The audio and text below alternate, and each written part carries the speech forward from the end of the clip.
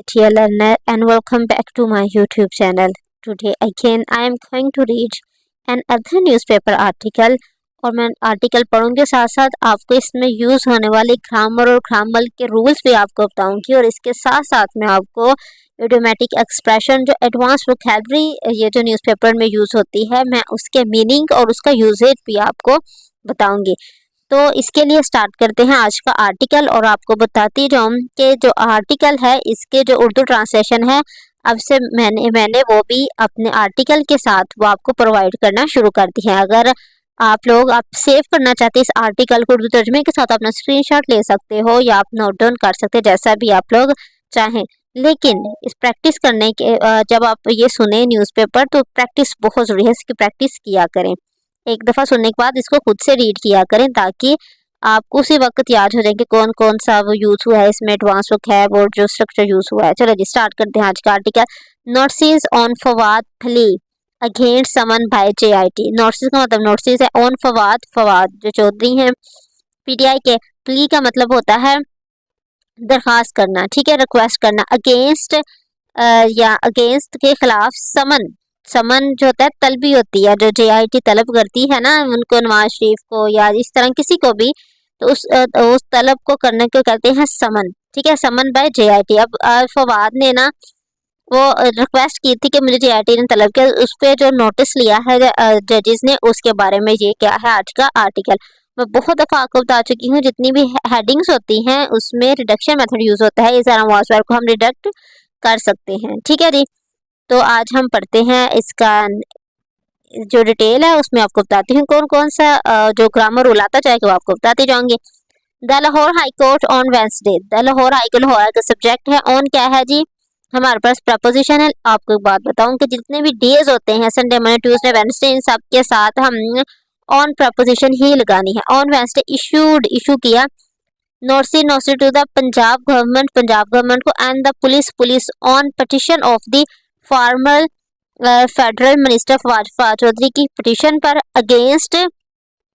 ये पिटिशन किसके खिलाफ उन्होंने की थी, फवाद चौधरी की पिटिशन पर अगेंस्ट, जो खिलाफ थी उनकी पिटिशन अगेंस्ट थी समन तलबी by a joint investigation team in the May 9 cases. कहते हैं कि 9 जो मई को जो केस हुआ था उसमें उन पे जो केस बने थे JIT ने उन केसेस में उनको तलब किया था। उसमें फवाद चौधरी ने क्या किया था, एप्लीकेशन दी थी हाई कोर्ट को कि ये देखें जी मुझे इलीगल, इस तरह भी उनकी एप्लीकेशन थी कि मुझे इस तरह हम बुलाया जा रहा है। अब क्या करते हैं हम लोग पार्सिंग करते हैं, हम देखते हैं कि कौन सा इसमें आर्टिकल सेंटेंस यूज है। फर्स्ट वाले पैराग्राफ में देखिए Lahore high court on west आपको बता दें इशूड, ये देखें ये V2 है without is are am was one, तो ठीक है ये क्या है, अगर इसमें साथ कोई हेल्पिंग वर्ब नहीं है तो हमें पता है ये पास्ट इनडेफिनेट है, ये सिंपल पास्ट का सेंटेंस है, ठीक है जी।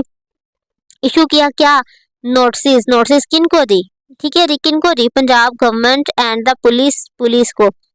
आगे हमने फर्दर इंफॉर्मेशन, यहाँ ये हमारी बात खत्म हो गई है, आगे फर्दर इंफॉर्मेशन है कि क्यों दिया था उन्होंने। On petition of the former federal minister Madhuri against summon by the investigation team in the main 9 कैसे हमने फर्दर इंफॉर्मेशन, ये सब्जेक्ट हो गया था, ये इशूड वर्ब हो गया था, आगे वर्ब का क्या था, ऑब्जेक्ट यहाँ खत्म हो रहा था। आगे जो फर्दर इंफॉर्मेशन है वो हमने प्रपोजिशन लगाई है ऑन, वो लगा के हमने फर्दर इंफॉर्मेशन दे दी है इस जो है केस उसके बारे में, ठीक है जी। पहला सेंटेंस हमारा पहला हमारा जो पैराग्राफ है किस में है, वो पास्ट इंडेफिनिट में। आगे देखें the 2 member bench headed bye का मतलब होता है सरबराही करना या लीड करना, ठीक है जी। जिसे लीड किया जा रहा था justice Shahram Sarwar Chaudhry heard the petition, उन्होंने हर्ड को सुना। अब आप देखें जी the 2 member bench headed by, आप कहेंगे हेडेड बाय तो इसका वर्ब नहीं, हेडेड बाय उसका वर्ब नहीं है, यहाँ लिखा हुआ 2 मेंबर बेंच जिसके सरबराह हम कहते हैं ना, हमारे पास एक टीम है जिसके, हाँ देखो पाकिस्तान की एक टीम है जिसके कैप्टन बाबर आजम है, तो इसमें वर्ब कहाँ से आ गया, वर्ब नहीं है, ये एक्स्ट्रा हेडेड बाय उन्होंने एक वर्ड यूज किया है, the captain of the team is verb आएगा, ठीक है जी। तो यहाँ हेडेड बाय द मतलब कैप्टन है, द 2 मेंबर बेंच आगे हेडेड बाय या लीडिंग बाय, ठीक है जी, ये यहाँ वर्ब नहीं है, ये उसके बारे में इंफॉर्मेशन दे रहे हैं कि जिसका हमारे पाकिस्तान टीम है जिसके सरबराह कौन है जी, वो हैं जी बाबर आजम थे। यहाँ क्या है जी, शहराम सरवर। आगे ये है उसका वर्ब जी, हर्ड द पिटिशन, उन्होंने पिटिशन को सुना। उन्होंने क्या किया जी, क्या किया, उन्हें पिटिशन को सुना। ये वर्ब क्या किया, वर्ब क्या सुना उन्होंने, द पिटिशन, पिटिशन को। तो ये हमारा क्या हो गया, ऑब्जेक्ट हो गया। जब हम वर्ब से पूछते हैं ना कि क्या काम किया और किसने किया, ये दोनों हमें ऑब्जेक्ट का आंसर देते हैं हमें, ठीक है। यहाँ होम नहीं है, यहाँ यहाँ पूछा नहीं किसने किया, कुछ ही नहीं, वो तो किसी ने काम नहीं किया। हर्ड क्या सुना, ठीक है जी। तो क्या आगा, पिटिशन को सुना था। आई होप कि आपको समझ लग गया है कि किस तरह हम लोग ऑब्जेक्ट फाइंड कर सकते हैं। हमें अगर हमारा कोई पेपर है तो उसमें हमें कहा जाए कि ऑब्जेक्ट फाइंड करो, इजीली आप कर लोगे। वर्ब आपको पता होता है, वर्ब से हु, वर्ब से करो किसने किया या क्या किया, किसने किया जवाब आ जाएगा तो वो हमारा ऑब्जेक्ट है, वो हमारा ऑब्जेक्ट हो जाएगा। अगर क्या का आंसर आ गया तो वो हमारा ऑब्जेक्ट हो जाएगा, हम इजीली फाइंड कर लेंगे।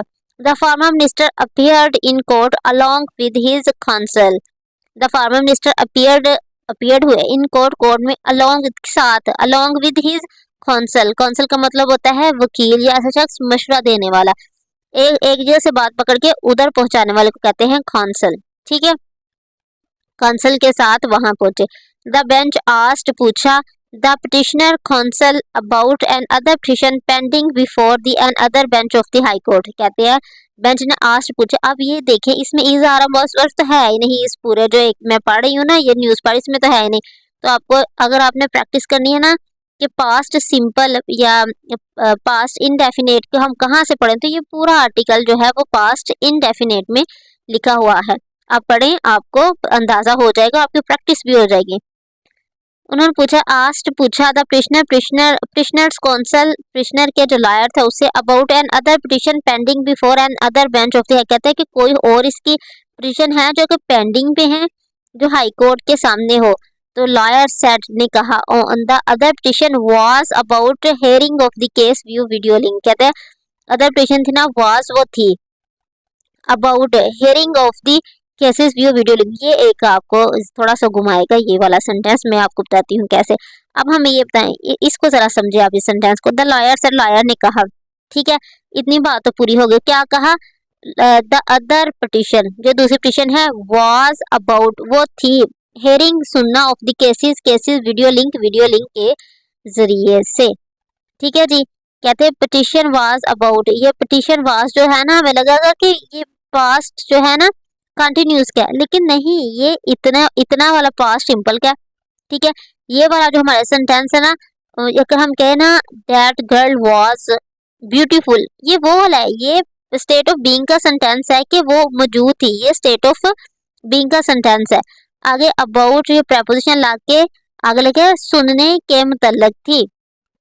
मैं आपको बता चुकी हूँ कि जितने भी ये होते हैं ना नून अलिफ ना वाले के, नहाना, खाना, सुनना, रोते हुए, बोलते हुए, ये इस तरह के जो सेंटेंसेस आते हैं ना सुनना वाले, होते हुए वाले में, उनमें आईएनजी फॉर्म की वर्ब आती है, ठीक है जी। मैंने रटा लगाया हुआ है, आपको भी इस तरह रटा लगवा लूंगी इन दो चीजों का, कि जहां भी ये इस तरह के सेंटेंस आएंगे आप उर्दू में आप लोग देख लो। कहते जो पिटिशन थी वो थी अबाउट हेयरिंग सुनना of the cases video link की केस, ये जो केसेस थे वीडियो लिंक के जरिए केस को सुनने के मतलब थी, सुनने, नून अलिफ ना आ गया ना, नून अलिफ या नून बढ़िया ने जो भी आएगा, तो इसका जो वर्ब होता है वो आईएनजी की फॉर्म में होता है। ये यहाँ जो है वो पास्ट कंटिन्यूस नहीं है, ये उसकी वर्ब ही इस फॉर्म में एग्जिस्ट करती है। समझ आया कि किस तरह आपको ये कंफ्यूज करते हैं इस तरह के सेंटेंसेस के, भाई ये क्या है, क्यों इस तरह है, ये पास्ट कंटिन्यूस है, ये क्या है, ठीक है।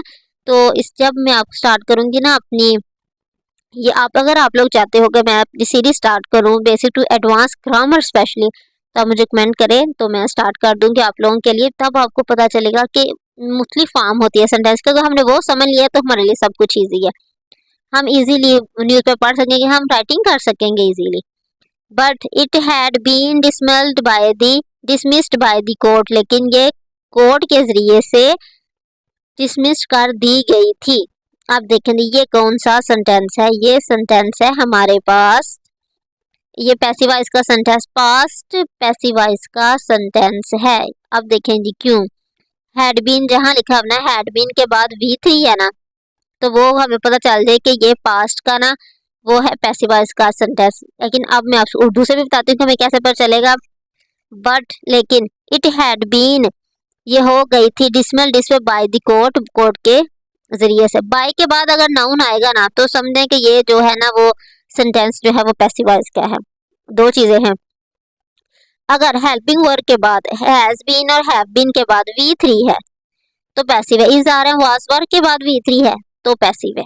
ठीक है जी, ये पैसिव वॉइस का जुमला पता गया से पहले, ये पैसिव वॉइस का जुमला है। और अगर बाय के बाद नाउन आ जाए, बाय के बाद कोई नाम आ जाए तो भी ये पैसिव वॉइस का जुमला है, क्योंकि जो पैसिव वॉइस के सेंटेंस है उसके शुरू में वो नहीं लिखा होता नाम, नाम बाय लगा के एंड पे लिखा होता है, ये पता चल रही है पैसिव वॉइस के सेंटेंस है। इसका ये होता है कि हम इतना भी लिख सकते हैं, लेकिन इट हैड बीन डिसमिस्ड, इसे डिसमिस्ड कर दिया गया था।